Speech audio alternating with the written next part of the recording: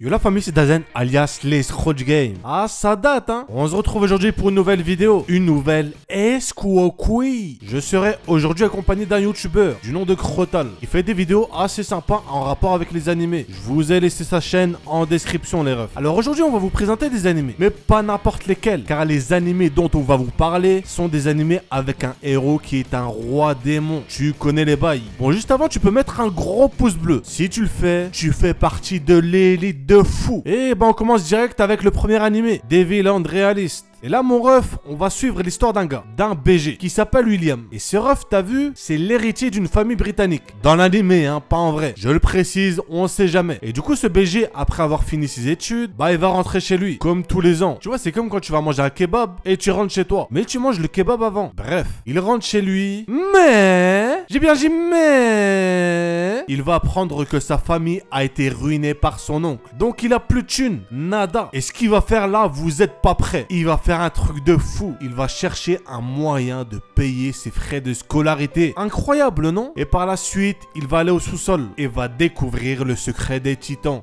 C'était une blague. Et va découvrir qu'un démon qui sort de nulle part va pop. Et lui faire une petite révélation de rien du tout. Il serait en fait le descendant du roi démon. Ouais, un petit truc de rien du tout. On a ici un animé assez sympa, hein, avec un style bien à lui. Et une animation assez propre. Le design des personnages m'ont un peu rappelé Oharine no Seraph, avec une petite pincée de Black Butler. Et justement, personnellement, les animés de ce style, je kiffe de malade. On va continuer avec Testament of Sister New Devil, qui sera là un ennemi un peu style I Should XD. Et là, j'en vois déjà foncer à 100 km à l'heure pour voir l'animé. Allez, je vous connais les BG. Et vous avez raison, j'aurais fait la même chose. Notre protagoniste du nom de Basara va être obligé, après le remariage de son père, d'habiter avec Mio et Maria, qui sont ses nouvelles belles-sœurs. Mais elles ont une identité assez spéciale, car déjà, il y en a une qui est la fille du roi des démons, et l'autre un succube. Pour le coup, oui, c'est assez spécial. Mais Mia et sa sœur vont voir que notre Basara est lui aussi très spécial. Personnellement, je m'y attendais vraiment pas. Mais je vais rien dire de plus. Vous découvrirez ceci vous-même. Dans cet animé, le gros avantage, c'est que tu rentres direct dans le truc.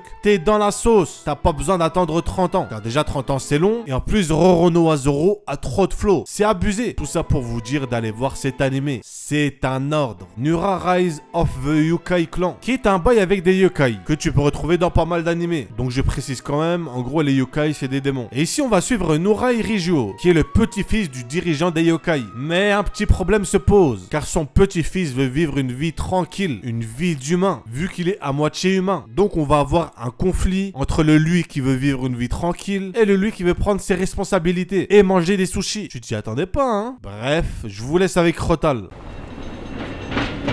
Si on faisait un manga où Satan lui-même allait dans le monde des humains. Attends, quoi? Mais en fait, ton manga il ressemble de ouf à la série Lucifer. Je sais, mais oublie pas qu'on est en 2013 et ça sort en 2016. Du coup, ton manga c'est un isekai inversé. Mais pas du tout. Mais du coup, c'est quoi ce que t'essayes de nous vendre en fait?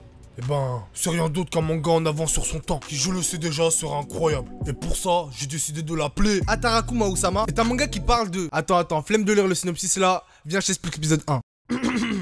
On commence avec une putain d'animation nous montrant le côté du bien et le côté du mal. Et les méchants sont dirigés par ni plus ni moins que le diable en personne. Et dès le début, on voit que le roi des démons se fait maraver la gueule. Sauvé in extremis par son général Hachiel d'une mort certaine, ils réussiront à battre en retraite lui et son général via un portail dimensionnel qui leur a fait apparaître. Mais une fois l'ayant traversé, ils remarqueront qu'ils ont plus trop leur pouvoir. Mais pas grave, Satan ne refuse pas les défis. Donc ils décident à ce moment-là de conquérir le monde en commençant par Tokyo. Par contre, c'est peut-être le roi des démons, mais il faut qu'il graille. Du coup, pour ça, il va ni plus ni moins que travailler au McDo. Où sont dérivés McDonald's. Mais ils sont comptés sur l'arrivée du chevalier qui les a obligés à battre en retraite. Satan pourra-t-il mettre en place son point d'assouvissement? Atarakuma Osama est un manga du genre comédie, fantasy, romance et slice of life. Je vais pas vous mentir, je me suis tapé des barres. C'est pour ça que dans une présentation de manga où le héros est un roi démon, j'ai été obligé de vous le proposer. Ce personnage plus que attachant mais surtout marrant permettent à cette série d'être une incontournable. Première à faire que le fantastique intègre notre monde. Du coup, prenez le temps d'aller voir ce qu'on vous propose. Et on dit Bloodlad ou Bloodlade? Bref, lui c'est Staz. Tout ce qu'il aime dans la vie c'est jouer à la console, lire des mangas et s'intéresser à la pop culture japonaise. Oubliant même parfois que c'est le chef d'une zone. Des mecs surpuissants qui sont considérés comme les rois de l'enfer. Ouais, parce que dans le monde des démons, c'est la loi du plus fort qui règne. Tout allait bien jusqu'à qu'une pute humaine ne sait comment atterrir sur son territoire. Et que le même jour, un mec qui souhaitait la place du boss voulait l'affronter. Et durant le combat, la meuf s'est fait graille. Mais on aura assez appris que Staz est un vampire et que l'ail et le crucifix ne lui font rien. Bah merde alors. On a aussi une démonstration de son pouvoir. il attrape ton cœur et il écrase. Bref, c'est alors que la meuf se transforme en fantôme et du coup Staz, il décide de la sauver. Plutôt de la ressusciter. T'as capté pour faire quoi? Tirer son cou? Tu vois ce que je veux dire? Bloodlade, adaptation du manga du même nom, est un manga porté sur le genre ecchi, comédie, action, romance et surnaturel. Présent actuellement dans cette vidéo parce que c'est quelque chose. Il est sorti en 2013 mais il a vraiment pas vieilli. C'est un manga qui possède 10 épisodes de 25 minutes, du coup pourquoi s'en priver? Il sera présent pour vous sur le catalogue de Wakanim.